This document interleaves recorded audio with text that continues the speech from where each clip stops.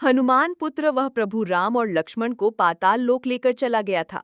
तब हनुमान जी प्रभु राम और लक्ष्मण को खोजते हुए पाताल लोक पहुंच गए। वहां उन्होंने अपने जैसे पहरेदार को देखकर अचंबा हो गए। भगवान हनुमान प्रभु श्री राम के अनन्य भक्त हैं। हम सभी जानते हैं कि पवन पुत्र हनुमान जी बाल ब्रह्मचारी थे।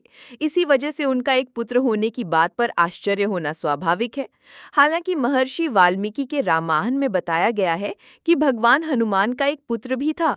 वाल्मीकि रामायण में इससे संबंधित एक प्रसंग का वर्णन भी मिलता है। आइए पढ़ते हैं उससे जुड़ी कथा के बारे में। हनुमान पुत्र मकरध्वज की कथा। जब पाताल लोक के असुर राज अहिरावण ने भाई रावण के कहने पर प्रभु राम और लक्ष्मण को बंदी बना लिया था, वह प्रभु राम और लक्ष्मण को पाताल लोक लेकर चला गया था।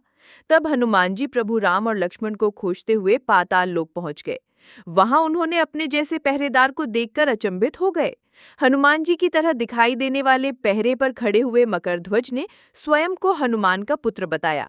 हनुमान जी इस बात को मानने को तैयार नहीं हुए तो मकरध्वज ने अपनी उत्पत्ति की कथा सुनाई। मकरध्वज ने हनुमान जी से बोला कि आप जब माता सीता की खोज में लंका पहुंचे, आपको मेघनाद द्वारा पकड़कर रावण के दरबार में प्रस्तुत किया गया।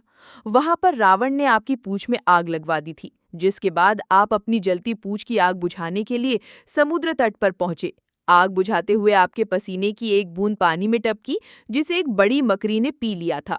उसी एक बूंद की वजह से वो मकड़ी गर्भवती हो गई। एक दिन पाताल के असुर राज अहिरावण के सेवकों ने खाने के लिए उस मछली को पकड़ लिया, लेकिन जब उसका पेट चीर रहे थे तभी उसमें से वानर की आकृति का एक मनुष्य निकला, जो कि मैं था। सेवक बालक को अहिरावण के पास लेकर गए। अहिरावण ने मुझे पातालपुरी का रक्षक नियुक्त कर दिया।